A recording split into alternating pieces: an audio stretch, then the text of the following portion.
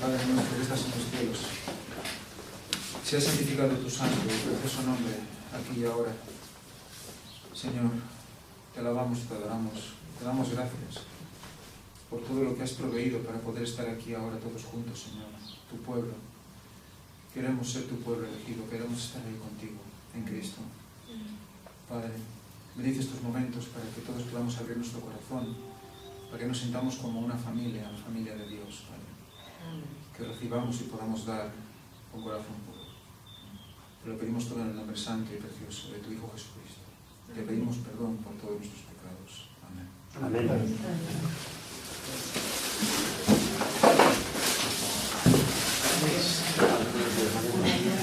Bueno, bienvenidos y feliz Santo Sábado. Esta semana la lección de estudio se titula Una herencia incorruptible. Hace un repaso del primer capítulo de Primera de Pedro, que vamos a ver que es un capítulo realmente apasionante y muy profundo. Nos señala un versículo para memorizar, y solo con este versículo ya tenemos un buen rato de comentar. Sería interesante que también vosotros pues aportáis vuestra parte, porque creo que es enriquecedor que todos participemos de la escuela sabática. Hacedlo en voz alta, porque no tenemos micrófonos. Tenemos la cámara ahí en medio, o sea que más o menos recibirá el sonido de todos si hablamos con fuerza. El versículo para memorizar dice: habiendo purificado vuestras almas por la obediencia a la verdad. Y aquí ya nos podemos parar, porque fijaros que nos dice por escuchar la verdad o por creer la verdad. Dice por obediencia a la verdad. Eso ya implica toda una serie de factores. Implica escuchar, sí, implica creer, evidentemente, pero también implica actuar. Implica llevar eso que hemos creído, que hemos escuchado, a la acción. Por lo tanto, es realmente cuando obedecemos, ¿no? Y vamos a ver que esa obediencia va a ser la base, va a ser muy importante para definir lo que es la unión entre nosotros, ¿eh? Lo que define a un pueblo concreto. Por tanto, dice, habiendo purificado vuestras almas por la obediencia a la verdad, mediante el Espíritu. Por lo tanto, fijémonos, purificando nuestras almas. ¿Cómo? Por la obediencia a la verdad. ¿Por qué? Por nosotros mismos. Porque nosotros queremos obedecer y vamos a obedecer y no hay problema. Porque yo digo, voy a obedecer y obedezco. No. Dice, mediante el Espíritu. O sea, es la obediencia real. El resto se convierte en un legalismo. Y eso es lo que tenemos que vigilar también nosotros. Ver, analizarnos, poder examinarnos y en oración pedir al Señor que todo sea hecho de espíritu, por su espíritu. Entonces realmente será real. Viviremos realmente por nuestro Señor. Y sigue, para el amor fraternal no fingido. Claro, es en una frase lo que está englobando todo esto, ¿verdad? Purificación de las almas por obediencia de la verdad. Por lo tanto implica acciones mediante el Espíritu. Implica pedirle al Señor el derramamiento del Espíritu en ti para que haya frutos. Evidentemente nosotros vamos a tener que intentar hacer las cosas bien, pero vamos a ver que no habrá persistencia si no hay Espíritu. No habrá continuidad, no habrá permanencia, no habrá fidelidad si no está el Espíritu. Habrá altibajos, doble ánimo. Hay muchos versículos sobre el doble ánimo. Creo que ya leímos algo. Creo que en Santiago habla algo de esto. Para el amor fraternal no fingido. Si habla de un amor fraternal no fingido, es que Pedro está avisando a quien escribe esta carta de un amor fraternal fingido. Un amor fraternal que es una obediencia, pero no de espíritu. Entonces, siempre parte de dentro hacia afuera. La realidad, lo real, lo que realmente vivimos de corazón, parte de dentro hacia afuera. Del Señor hacia afuera. Del Espíritu que está en nosotros hacia afuera. Por lo tanto, solo la comunión con el Espíritu dará frutos adecuados, reales, no superficiales, ¿no? Es realmente profunda la frase, ¿eh? Y tenemos que estar muy atentos a todo esto, ¿no? Amaos unos a otros entrañablemente. En la palabra ya entrañas, ¿no? Amaos unos a otros realmente, ¿no? Claro, es una orden, pero si no es mediante el Espíritu, ¿cómo vamos a hacer eso? Por lo tanto, indirectamente nos está diciendo, ponte al servicio del Señor mediante el Santo Espíritu, y entonces amaremos entrañablemente. ¿No lo queremos todos eso? Amar entrañablemente a nuestros hermanos, que surja un amor, una empatía, ¿no? Que te dé por abrazarle cada vez que lo ves y preguntarle cómo le ha ido, y que realmente sientas lo que estás diciendo, que lo necesitas saber cómo está tu hermano. A veces que lo necesitas. Oye, ¿cómo estás? ¿Cómo te ha ido aquello? ¿Cómo fue aquello? Porque estuvimos orando por, ¿no? Todo eso que quizás muchas veces en la familia de Dios pues falta, ¿no? O sea que, amándoos unos a otros entrañablemente de corazón puro. Y ya cierra ya un círculo aquí de una perfección. Esto te da una paz brutal, ¿eh? No hay definición, no se puede explicar. Pues eso debería ser la familia de Dios. Eso debería ser el pueblo de Dios. De hecho, el pueblo de Dios será pueblo de Dios y recibirá el derramamiento de la lluvia tardía si realmente se cumple lo que dice aquí. Está unido. Si está unido. Amor, pero no unido porque está junto a otro físicamente. Por amor fraternal. Porque hay que un amor fraternal no fingido, fruto de la obediencia a la verdad, mediante el Espíritu, amándonos unos a otros entrañablemente y con corazón puro. Son los frutos del Espíritu, ¿no? Frutos del Espíritu. Ahí entra la misericordia, la comprensión, soportados unos a otros, todo aquello que, el perdón, el amor, la definición de amor, como todo lo sufre, todo lo soporta, toda una serie de conceptos que aquí están implícitos, pero que bueno, se podrían acaparar con todos los textos que hay al respecto. Pues partiendo de este texto, de este versículo, que luego lo vamos a volver a ver, vamos a ver dónde y en qué contexto se escribe esta carta de Primera de Pedro.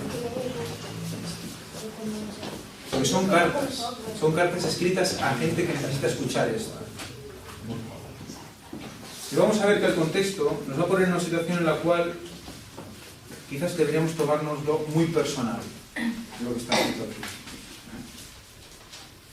Porque dice, en 1 de Pedro 1.1, si alguien quiere leerlo, alguien que esté cerca de la cámara lo quiere leer, 1 de Pedro 1.1. Pedro, apóstol de Jesucristo, a los expatriados de la dispersión en el Ponto, Galacia, Capadocia, Asia y Bitinia. Muy bien. Ya nos da ya una situación. ¿A quién escribe de entrada estas cartas? Escribe a todos, ¿eh? Porque luego veremos que también incluye a más gente. Pero de entrada, los primeros que hablan, los expatriados, los esparcidos, ¿quiénes son estas personas? ¿De qué etnia son o qué son? Judíos. Judíos, esparcidos, ¿verdad? En la diáspora. Aquellos que hayáis seguido los temas sobre la paz de Dios y estos últimos sobre los judíos en el tiempo del fin, no sé si recordáis el concepto de Tarsis, todo lo que incluía Tarsis, esas naves que venían de Tarsis con un mensaje concreto para un tiempo concreto en el tiempo final. ¿Y con qué estaba relacionado? ¿Recordáis todos los conceptos más o menos que os vengan a la cabeza? ¿Con qué estaba relacionado Tarsis? Señalar, o sea, poner señalar con una marca, como decía también Separat, que representa lo mismo que Tarsis.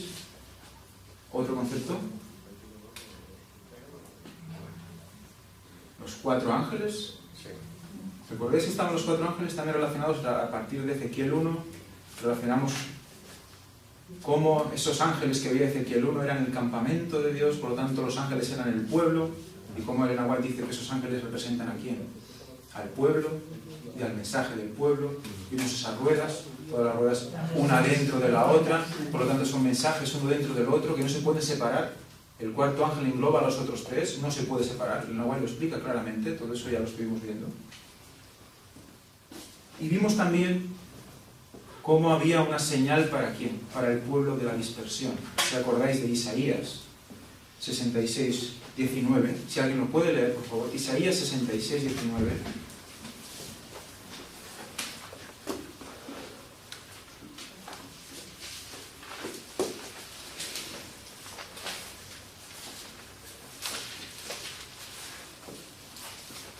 Primero que lo diga y que lo lea. Y pondré entre ellos señal y enviaré de los escapados de ellos a las naciones, a Tarsis, a Fut y Lut, que disparan arco, a Tubal y a Javán, a las costas lejanas que no oyeron de mí, ni vieron mi gloria, y publicarán mi gloria entre las naciones. O sea, puso señal entre los que se dispersaron, ¿no? Entre ellos estaba Tarsis. Si recordáis en otro texto de Isaías, habla de cómo ese mensaje rico venía de Tarsis. Tarsis era el primero, estaba delante y el resto detrás. O sea que no es solo Tarsis, no es solo Sefarad, no es solo España, sino que hay toda una serie de tribus y de pueblos detrás siguiendo a ese mensaje que lidera, digamos, Tarsis, ¿no? O sea que es muy interesante, no es solo Tarsis, es el resto también, que siguen el mensaje, que va a ser el mensaje para el pueblo de Dios en el tiempo final, que engloba todo eso. Engloba señalar, ¿qué engloba? Pues que evidentemente las personas que no acepten la verdad presente quedarán señaladas de una manera y las que la acepten de otra. Y está incluido los 4 ángeles, y por lo tanto hay incluido dentro de ahí una fecha, hay incluido lo mismo que estuvo en el segundo ángel y en el primero también. Aquí eso engloba el concepto Tarsis. Pues al ver que aquí se está hablando a los dispersados, creo que nos toca leer esto con ese filtro puesto. Porque vamos a ver toda una serie de conceptos que nos van a recordar todos estos conceptos sobre Tarsis. ¿Qué les está recordando Pedro en este capítulo a los que le envían la carta? A ver sobre qué está hablando. Y va a hacer referencia a unos profetas que investigan. Y veremos qué investiga. Vais a ver que es realmente apasionante. Al menos a mí me ha cautivado este capítulo. Vamos a proseguir. La lección del lunes nos habla de elegidos. Y nos hace leer 1 Pedro 1:2, que dice: elegidos según la presciencia de Dios, Padre, en santificación del Espíritu, para obedecer y ser rociados con la sangre de Jesucristo, y paz os sean multiplicadas. Por lo tanto, elegidos. Quiere decir que el Señor coge a ciertas personas, las elige y el resto dice no. ¿Y esos están predestinados a salvación y el resto a perdición? No. Entonces, ¿hay predestinación o no hay predestinación? Bueno, todos tenemos libre albedrío. Lo que sucede es que Dios lo conoce todo y sabe los que reaccionarán. Entonces sabe los que reaccionarán. Sí. Pero eso implica que esos que van a reaccionar ya tienen marcado el camino para reaccionar. O sea, no pueden equivocarse, seguro que reaccionarán. Bueno, dependiendo de eso. Perdón. A ver, todos estamos predestinados a la salvación. Es decir, esa es la voluntad de Dios. Pero después, claro, depende de... Vamos a leer Efesios 1:4. Aquí nos recuerda, en la misma lección nos dice: según nos escogió en Él, está hablando de Jesucristo, según nos escogió en Él antes de la fundación del mundo. Claro, aquí hay 2 palabras claves para entender la predestinación que explicaba Javi, que es en Él. Estamos realmente predestinados en Él. Sí, claro. Sí. O sea, solo hay un destino posible en Cristo. Uno, es la salvación. No hay otra. En Cristo solo hay salvación. Es camino seguro, es... No. Ahora, ¿estamos realmente en Cristo? ¿Estamos explicando la verdad tal cual es en Jesús? Como dice el Nahuel, ¿recordáis aquel concepto de la verdad tal cual es en Jesús? Que decía que aquellos que dicen, yo solo predico a Cristo, no estaban predicando la verdad tal cual es en Jesús. Si se dejaban todo lo que sucedía a su alrededor y lo explicaban en el concepto actual, en el plan actual. O sea que todo eso implica estar en Jesús. Y si estamos en Él, estamos predestinados a salvación. No hay más. Luego está que la lucha diaria, el conocerse, que el Señor te muestre cosas, la comunión con el Señor, y eso es lo que evidentemente quiere cortar Satanás. Porque sabe que en Él hay salvación. Y por eso cuando oramos se aparta. Porque sabe que cuando oramos, lo que vamos a orar se va a cumplir, por lo tanto se aparta. Nos falta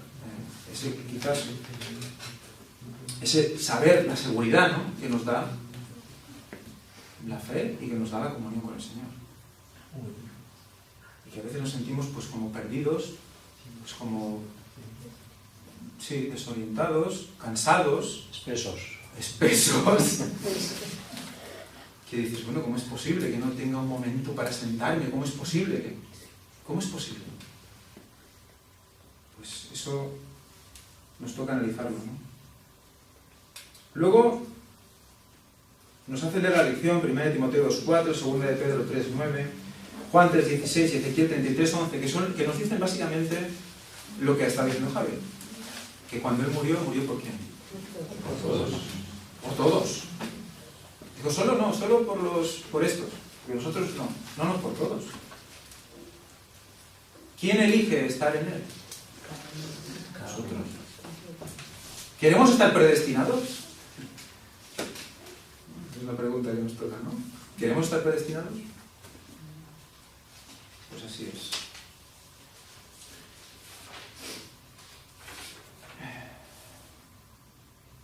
El martes.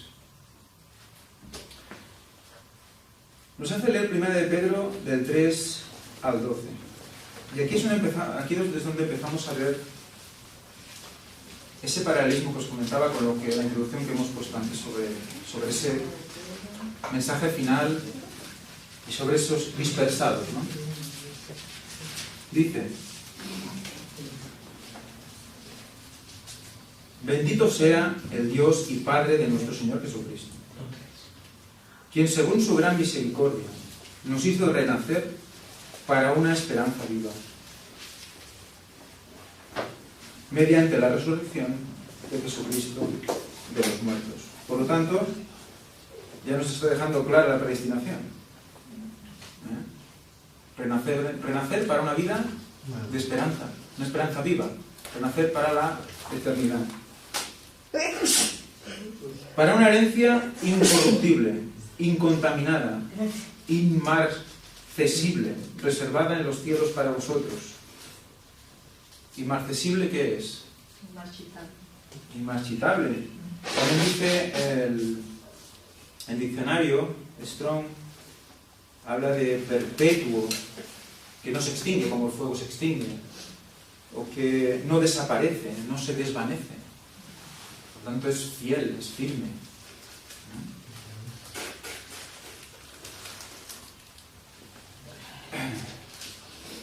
Que sois guardados por el poder de Dios mediante la fe, para alcanzar la salvación que está preparada para ser revelada, ¿cuándo? En el último tiempo, dice mi versión, en los tiempos postreros. Por lo tanto, ya nos está poniendo un pequeño concepto de tiempo final. Vamos a seguir leyendo. En lo cual vosotros os alegráis, aunque ahora por un poco de tiempo, si es necesario, seáis afligidos en diversas tentaciones, para que la prueba de vuestra fe, mucho más preciosa que el oro, el cual perece, aunque se prueba con fuego, se halle que resulta en alabanza, gloria y honra en la revelación de Jesucristo. Y aquí hay un tema interesante, que habla de la tentación y lo relaciona con la prueba. ¿Quién tienta? ¿Y quién prueba? Pues Dios, ¿no? Por aquí nos está relacionando la tentación con la prueba. Hay un punto de tentación y prueba. Entonces, es evidente que Dios no tienta, ni puede ser tentado. Pero el Señor permite que a nosotros nos pasen ciertas cosas. Porque sabe cómo somos. Sabe nuestro camino. Sabe nuestro peso. Y sabe que delante de ciertas situaciones vamos a reaccionar de una manera muy concreta. Y esa manera concreta va a ser utilizada para nuestro bien. Porque donde abundó el pecado, sobreabundó la gracia. O sea que no podemos tener miedo de nada si buscamos al Señor, ¿no? Porque ¿qué va a hacer? Que eso que nos va a pegar fuerte, el Señor va a hacer algo mayor que eso. Mucho mayor. Fijaros, dice Elena White que Satanás puso delante de la tumba de Cristo no sé cuántas legiones allí, tanto de soldados como de demonios, por si se levantaba Jesús. Dice que cuando se levantó Jesús, aún fue más grande la manifestación de poder por haber tantos ahí intentando que no pasara, ¿no? O sea, que cuanto más hace Satanás para liarla, más grande la hace Dios para mostrar que es más poderoso, ¿no? Y siempre lo va demostrando en nuestra vida. Y nosotros ahí aún. Pero seguro que vamos a poder. Seguro que el Señor va siempre ahí, perdiendo horas de sueño, preocupados. Y luego te bendice. Dice eso. Tranquilo. Y nos van a pasar cosas hasta que comprendamos cosas. Y luego nos pasarán otras cosas para comprender más cosas. Y así, sucesivamente, ¿no?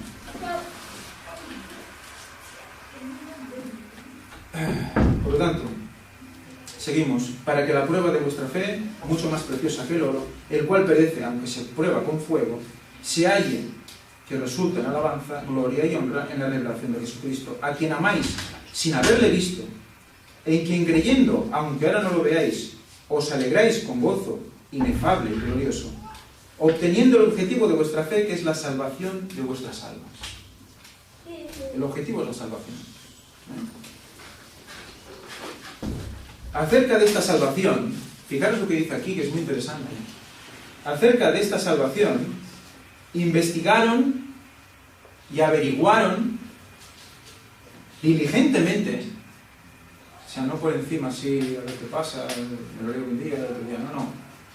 Averiguaron e investigaron diligentemente los profetas que profetizaron acerca de la gracia destinada a vosotros.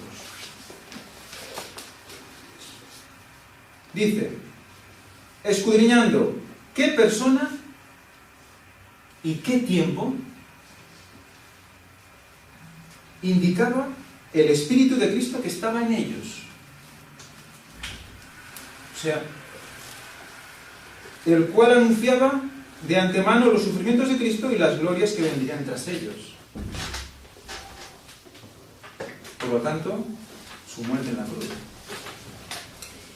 Fijaros, porque leyendo esto tenemos que analizarlo. Muchas veces pensamos en un profeta como que está en un momento ahí dado y le viene una inspiración y ahí está todo, ¿no?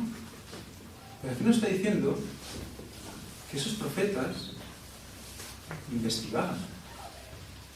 Y esos profetas averiguaban diligentemente. Se lo tenían que trabajar. Se lo curraban. Lo que tenían lo utilizaban. O sea que nos está poniendo en un contexto. Recordad, ya hemos leído antes su último tiempo. La salvación es nuestro fin. Y nos habla de qué? De profetas que investigaron, averiguaron diligentemente. ¿Y sobre qué estaban averiguando? ¿Sobre qué persona y qué tiempo? Estaban muy interesados en el tiempo ¿de qué? De los sufrimientos de Cristo y su posterior resurrección. Por lo tanto, ¿cuándo fue eso? ¿Cuándo Cristo murió y resucitó? El año 31. ¿Qué época? La primavera. ¿Qué festividad? La Pascua. La Pascua. Los que han estado siguiendo los temas que hemos estado dando, habéis visto cómo ese es el momento de su venida también. La Pascua. Y relaciona su venida con la Pascua. La Pascua de su venida. El gozo de su venida. Es el gozo de la Pascua. Recordad como santo tenía esa connotación de fiesta. Y podía traducir como Pascua. También esa palabra se utiliza para las fiestas.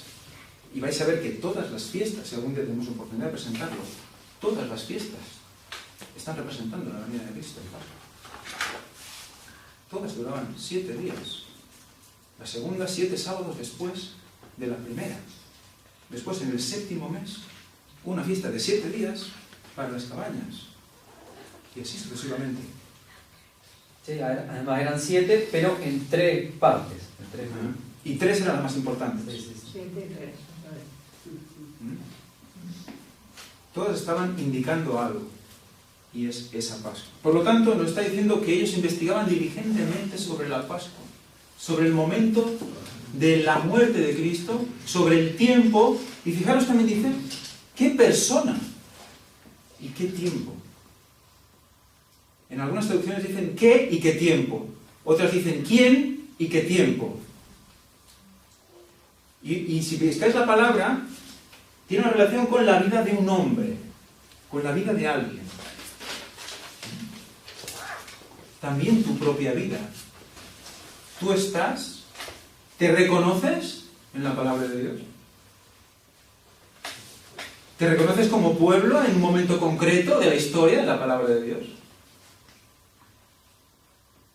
¿Qué? ¿Quién? Y el tiempo. Ahí. Es mucho eso, ¿eh? No es leer y que es bonito, hay un mensaje impresionante ahí, pero yo dónde estoy, qué responsabilidad tengo, quién soy en este tiempo y qué tiempo. ¿Y el tiempo para qué? Para esa Pascua. Si lo extrapolamos a Tarsis, expatriados, dispersados, señalados, un mensaje. ¿Qué dice el mensaje? ¿Viene Cristo? ¿Cuándo viene? Pascua 2031. Hay un paralelismo muy grande. Y vamos a seguir viendo. A los cuales fue revelado que no administraban para sí mismos, sino para nosotros. A los profetas profetizaron para quién? Para ellos están viendo que se cumplió ya la venida de Cristo, la primera, y su resurrección. Y lo están disfrutando, porque ellos están viendo lo que profetizaron los otros, investigando, ¿no? ¿Qué pasará cuando Cristo venga, ¿no? Diremos, mira aquellos que nos dijeron que Cristo venía y por eso estamos aquí esperando. Hoy hemos resucitado y tal como dijeron, ahí está. Ese gozo, es esa Pascua.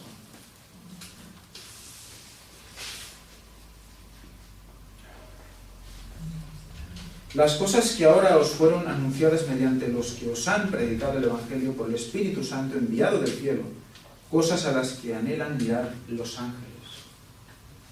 La palabra griega define a un ángel así, como estar de lado poniendo la oreja. Ellos quieren saber qué revela el Señor a los hombres. Pero lo anhelan saber, pero solo nosotros lo que Dios nos dice. Dios obedece al Señor. Es muy bonito. Bueno, hasta aquí, luego seguiremos más adelante. Por lo tanto, aquí nos dice la lección, que en este grupo de versículos se nos está diciendo 3 cosas. También nos está diciendo los 3 miembros de la deidad que conforman a Dios. Ya está hablando incluso Dice, sea el Dios y Padre de nuestro Señor Jesucristo. Por lo tanto ya tenemos Padre e Hijo. Y más adelante, bueno, y anteriormente nos había dicho también en 1 Pedro 2, elegidos según la presencia de Dios Padre en santificación del Espíritu para obedecer y ser rociados con la sangre de Jesucristo. O sea que tenemos al Padre, el Espíritu y Jesucristo. Tenemos los tres en un solo versículo. O sea que nos recuerda la elección todo esto.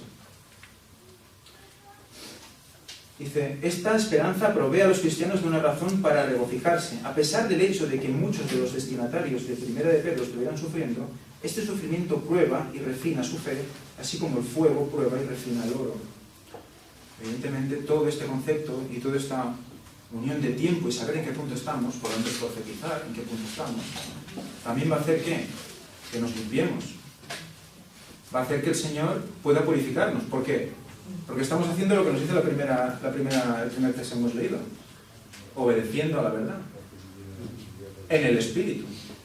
Por lo tanto, podrá actuar en nosotros.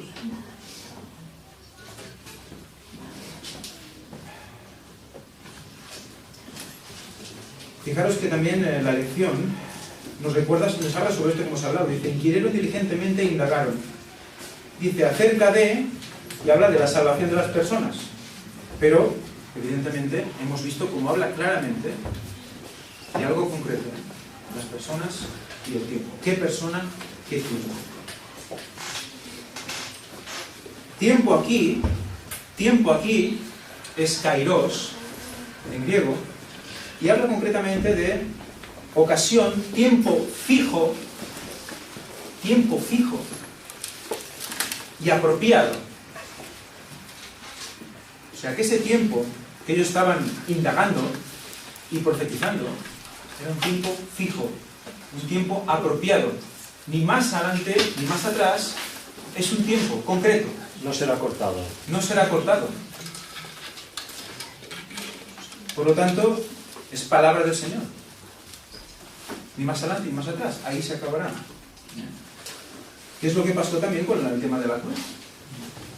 Que es sobre lo que se basa Primera de Pedro. Está recordando a las personas la redención. El momento de muerte y la resurrección. Por lo tanto, nos estamos yendo a un tiempo concreto que se cumplió en el año 31 en Pascua. Siempre leámoslo todo con el paralelismo de Tarsis. Vivir la vida de la salvación. Primera de Pedro 1, del 13 al 21. ¿Alguien lo quiere leer? 1 del 13 al 21.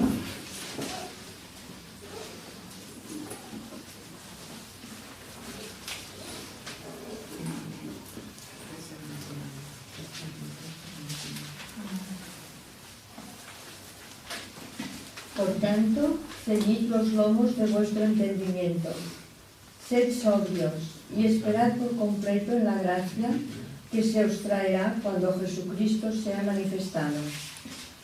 Como hijos obedientes, no os conforméis a los deseos que antes teníais, estando en vuestra ignorancia, sino, como aquel que os llamó a ser santo, sed también vosotros santos en toda vuestra manera de vivir. Porque escrito está, sed santos, porque yo soy santo. Y si invocáis por Padre a aquel que sin acepción de persona juzga según la obra de cada uno, conducíos en temor todo el tiempo de vuestra peregrinación, sabiendo que fuisteis rescatados de vuestra vana manera de vivir, la cual recibisteis de vuestros padres, no con cosas corruptibles, como oro o plata, sino con la sangre preciosa de Cristo, como de un cordero sin mancha y sin contaminación. Fijaros, de estos textos nos dice la lección que la expresión por tanto, o por lo cual en algunas versiones, cuando empiezas a leer a partir del versículo 13, que da inicio a 1 de Pedro 1.13, muestra que lo que Pedro está por decir se desprende naturalmente de lo que acaba de decir. ¿Y qué acaba de decir? Que los profetas investigaban sobre el qué, quién y el tiempo. O sea que de eso se descuenta lo que viene después. ¿Y qué viene después? Por lo cual, mi versión dice, estad preparados para la acción. Estad preparados para la acción. La versión del 60 dice... Ceñid los lomos de vuestro entendimiento. Vamos a juntar las dos cosas. Ceñid los lomos de vuestro entendimiento y estad preparados para la acción. ¿Y sobre qué? Porque dice que está conectado con lo que hemos hecho antes. ¿Qué, quién y el tiempo? Los profetas investigaban esto. O sea que, haciendo el paralelismo, ¿qué tiempo nos toca investigar ahora? No estamos en esa época, estamos en esta época. De la venida de Cristo. En la venida de Cristo. Y fijaros porque dice, como hijos obedientes, lo cual también se desprende de lo anterior, porque la obediencia es a la verdad, y si eso es verdad, hay que obedecer, y si no, no estamos en ese grupo. Es que les parece, es lógico, lo dice.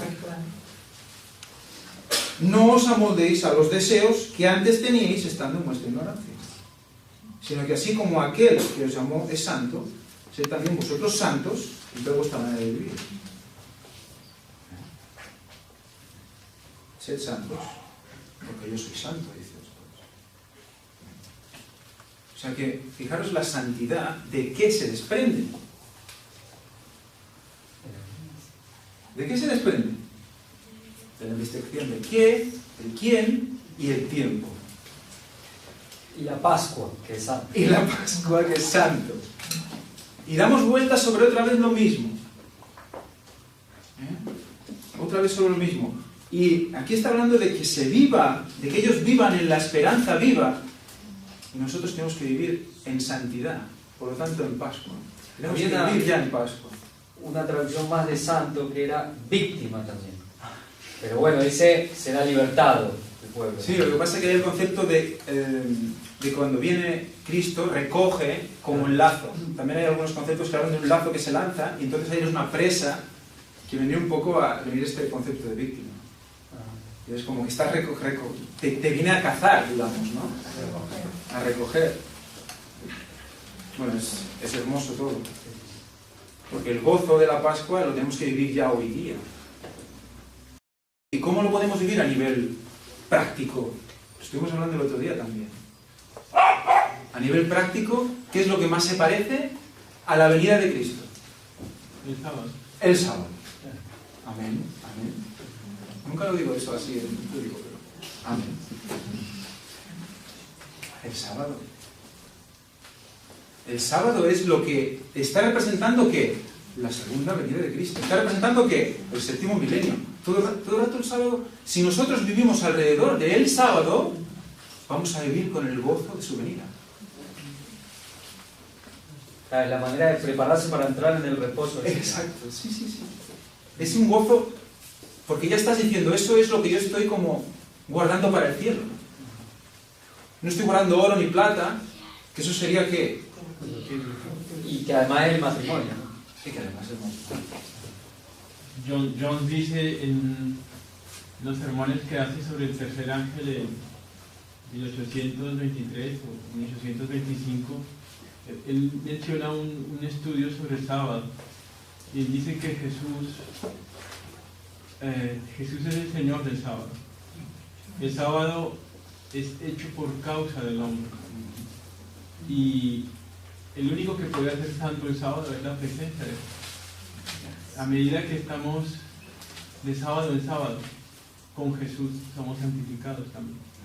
O sea que la santificación es un proceso, como dice la mensajera del Señor, ¿no? Que se hace día a día, pero podemos pensar que se hace de sábado en sábado también. Porque cada día miras al sábado. Claro, tú cada día miras al Señor. Esperas al Señor, esperas al sábado. Si no sabemos esperar al sábado, no sabemos esperar al Señor. Es que nos pone un día a día para que estemos siempre en gozo. Ya nos lo ha preparado, pero... Claro, y estamos 6 días esperando, ¿no? Sí. Claro, 6.000. Los 6.000, bien. O sea que el paralelismo es espectacular, porque luego viene la herencia incorruptible. La que tenemos, la que vivimos aquí y por fe, la vivimos luego realmente.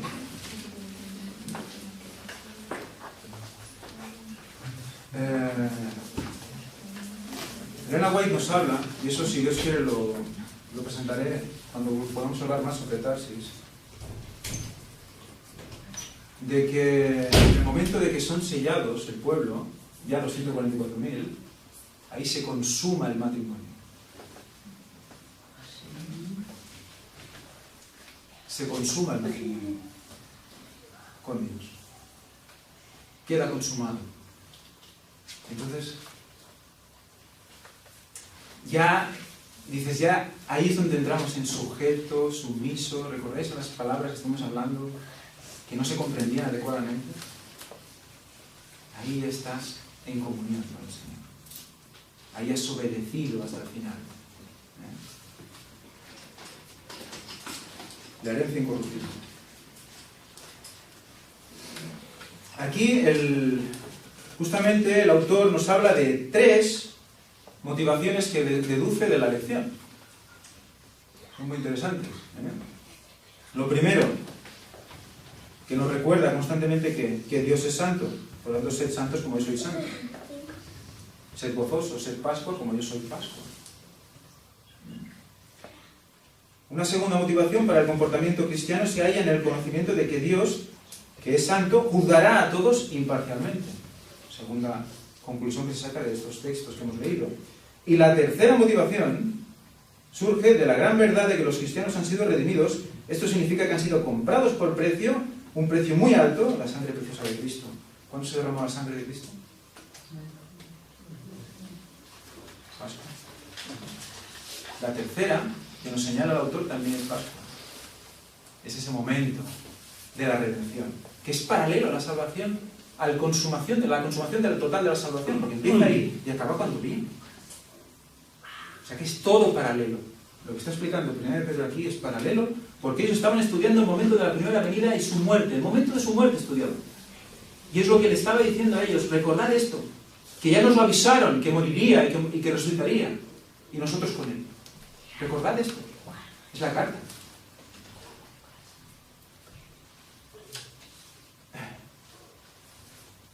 Por lo tanto tenemos la Pascua de la Redención y la Pascua de su segunda venida. Sí, además, si yo no recuerdo mal, Elena White dice que una de las primeras cosas cuando viene Cristo, bueno, aparte de la nubecita, y se ve el arco de la promesa, el arco iris, y que tiene que ver con la costilla y la llaga, todo. Claro. El arco de la promesa, es hermoso. Bueno, para algunos conceptos que se están diciendo y no se acaban de... Pues ahí, claro, se habló mucho en las conferencias al respecto, y en las escuelas sabáticas también se habló mucho sobre el arco iris y la costilla y eso. Pero está muy relacionado constantemente, porque estamos relacionados con el costado, el costado está relacionado con el matrimonio, y recordemos que la consumación del matrimonio se da en el acto sexual.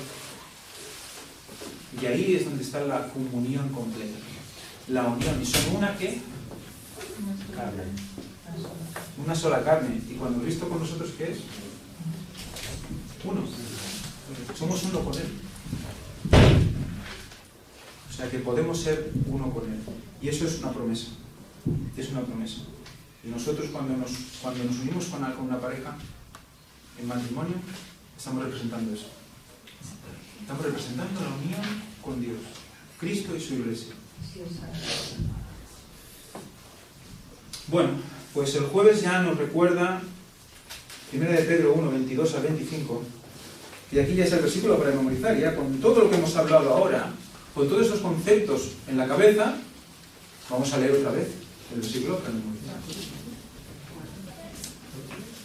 Habiendo purificado vuestras almas en la obediencia a la verdad.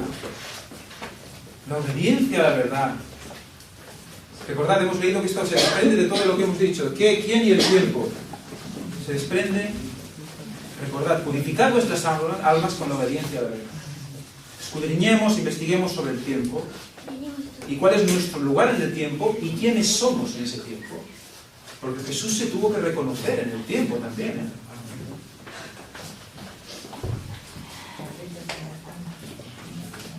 Jesús se reconoció en el tiempo.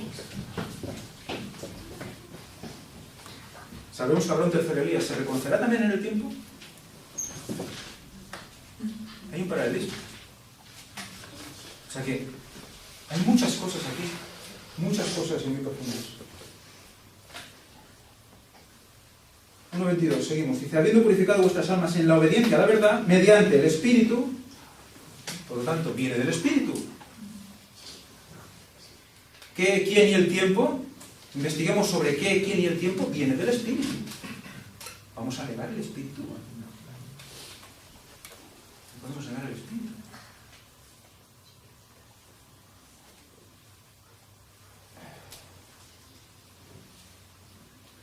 Para un amor fraternal no fingido. Si ahora que hemos visto de dónde se desprende todo, en nuestro tiempo, ¿podemos tener amor fraternal no fingido si negamos todo lo que hemos comentado? No podemos. ¿Podemos ser uno? No. Ostras, es que, ¿veis que no? ¿Eso todo o nada? Eso todo o nada. Y la paz que te da ver que es verdad y quererlo y creerlo y vivirlo, eso no tiene comparación. Y ver a un hermano y abrazarlo no tiene comparación.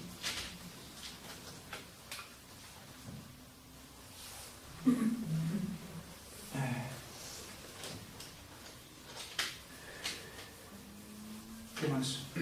33. No, seguimos. No fingido. Amaos unos a otros entrañablemente de corazón puro. Otra vez hemos entrañablemente, como es lo que hemos leído antes repetido, entrañablemente. Claro, ¿qué te da lo entrañable? La verdad, vivir la verdad. Eso te hace vivir de entrañas. De dentro hacia afuera. Trabaja el Espíritu contigo y te une a tu hermano. Porque vamos en un mismo sentir. Vamos en la misma línea. Somos hermanos.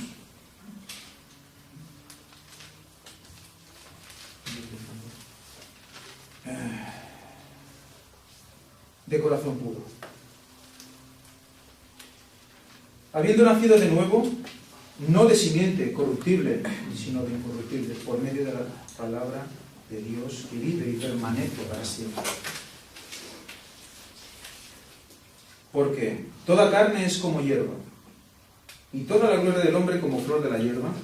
La hierba se seca y la flor se cae. No somos nada. Mas la palabra del Señor permanece para siempre. Y la palabra es todo lo que hemos dicho ahora.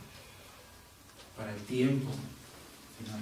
Incluye muchísimas cosas. ¿Habéis visto que hemos hablado de todo? Hemos hablado de amor, de juicio, de Trinidad, de todo. Pero en el contexto del tiempo final. Y lo dice en el siguiente versículo. Y esta es la palabra que por el Evangelio os ha sido anunciada. ¿Es esto o es nada? Hay una cosa, o sea, a partir del 13 depende, o sea, cuelga del anterior. Explicado por el mismo comentador, pues un análisis de la palabra griega. Es muy interesante como los comentadores que están haciendo la escuela sabatina están ayudando muchísimo a la obra. Muchísimo, porque están sacando los temas cuando tocan. Si no hubiéramos analizado Tarsis cuando tocó, no comprenderíamos tan bien cómo Primera de Pedro nos está hablando. Nos está hablando. Como mensajeros del mensaje del tiempo final, del cuarto ángel, que incluye una fecha. Incluye un tiempo. Es impresionante. Bueno.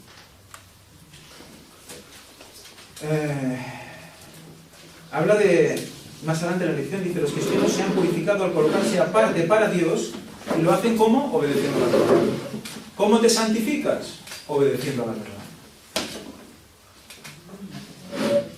¿Y qué haces? Investigas diligentemente sobre qué, quién y el tiempo para saber cómo obedecer a la verdad. Y así sucesivamente. Más adelante dice, los cristianos han de actuar por amor de hermano y de hermana, que hablan como, que es el ágape, el tipo de amor ágape. La palabra griega es, perdón, aquí habla de Filadelfia, perdón, me equivoqué. La palabra griega utilizada en 1 Pedro 22 cuando habla acerca del amor fraternal es Filadelfia. Significa literalmente amor de hermano o hermana, que es el amor de las familias, que las familias se tienen el uno por el otro. Ese es el amor entre hermanos. El amor entre hermanos es ese. Menos que eso no vale.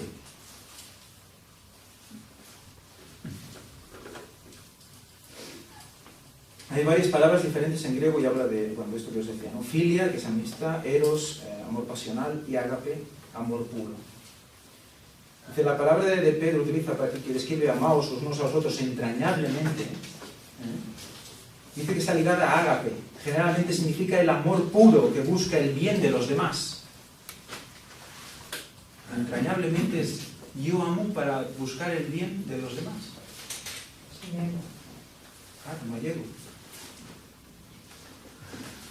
Ciertamente, por eso añadió la frase de corazón puro. Y al final nos recuerda, la verdad no es simplemente algo que se cree, es algo que se debe vivir. Pero no se vive porque decido vivirlo. Pues venga, voy a vivirlo.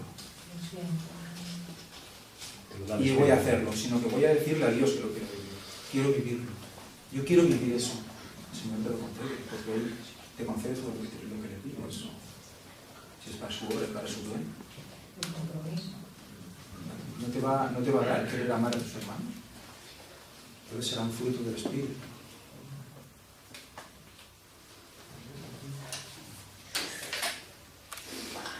Para acabar, me ha gustado porque dice, es increíble cuán rico y profundo es este primer capítulo de Pedro y cuánto terreno cubre. Sí. No, es que es impresionante. Cartas, dice, esto es Elena White, dice, las cartas de Pedro fueron el medio de despertar el ánimo. Fijaros, despertar el ánimo. Hoy hay que despertar el ánimo también, ¿no? ¿De qué hemos estado hablando hasta ahora?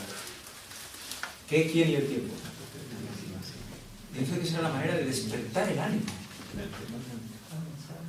y fortalecer la fe de los que soportaban pruebas y aflicciones y de estimular en las buenas obras a los que, atravesando por diversas tentaciones, estaban en peligro de perder su confianza en Dios. Por lo tanto, perderemos la confianza en Dios cuando no obedezcamos la verdad. Además dice que la fe es la certeza de lo que se espera. Entonces esto fortalece la fe. Esperamos la venida del Señor y sabemos cuándo. Tienes los datos, tienes la fe. Los profetas tenían la palabra de Dios, tenían la investigación diligente, como hemos leído, y la revelación. Las dos cosas. Si no, no hay equilibrio. Si no, vemos las típicas personas que decimos siempre, Dios, si no me lo revela el Espíritu, no es cierto. Yo voy a esperar a que me lo revele a mí el Espíritu, ¿no? Pero si dice aquí que el sábado, no, que me lo revele el Espíritu. Pero ya te lo han revelado a través de los siervos, los profetas, ¿no? Entonces hay un equilibrio. No, esto que es muy interesante, que aquí ha sido muy interesante para mí ver lo que está escrito sobre la investigación de los profetas, porque yo he oído en la iglesia y en las otras iglesias que Elena White, como siempre investigaba, porque sabemos que ella investigaba sobre historia, escribió el conflicto de los siglos, escribió muchas cosas investigando y libros de historia. Nosotros sabemos que eso es así, pero esto lo dicen como desprestigiándola. Si realmente ella tuviera el espíritu, ¿por qué tenía que investigar tanto? Sin embargo, aquí te dice que los profetas tienen que investigar. No, lo digo porque yo siempre, no he tenido nunca ninguna duda, nunca.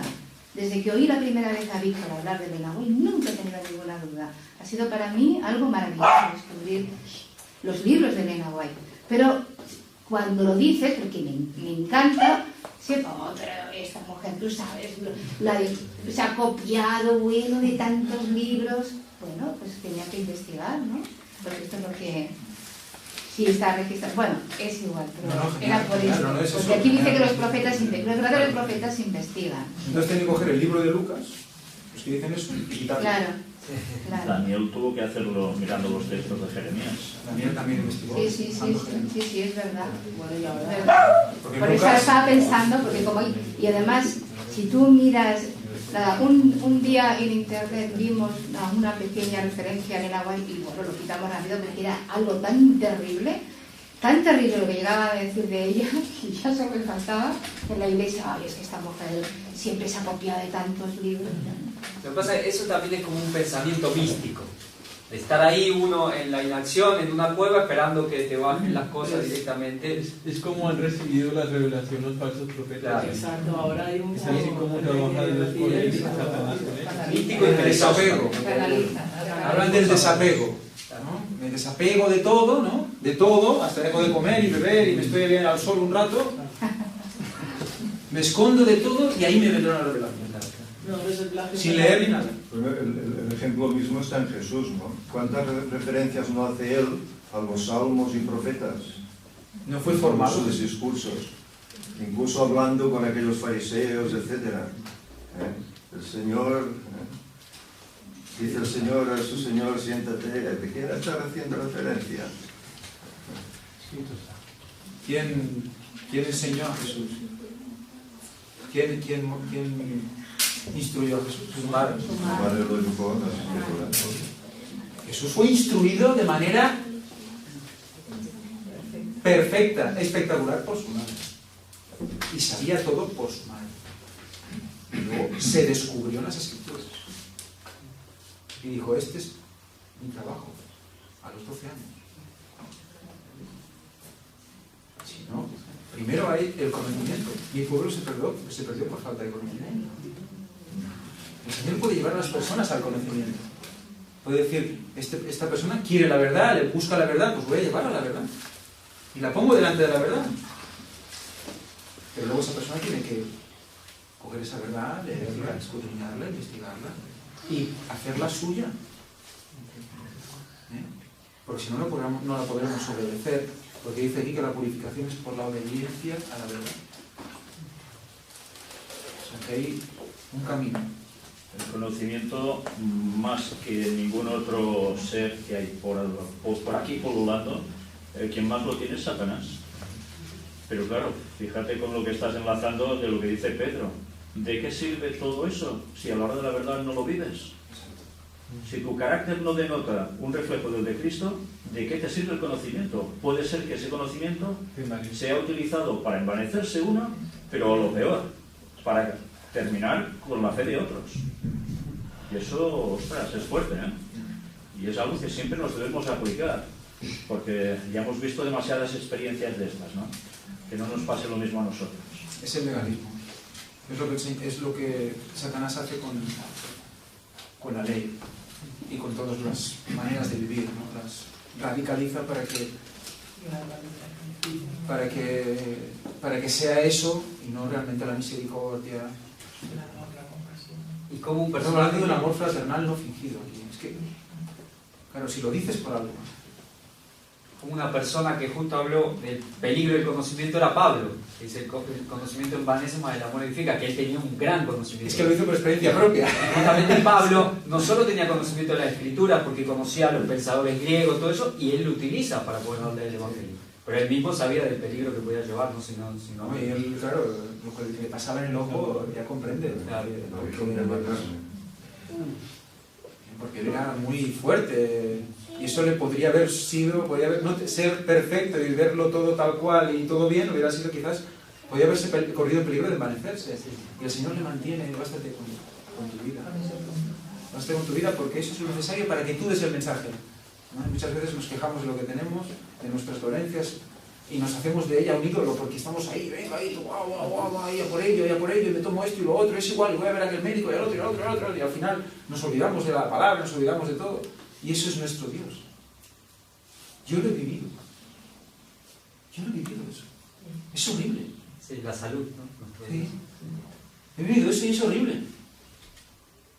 Poco me muero. Me quedé desnutrido así. por hacer el burro.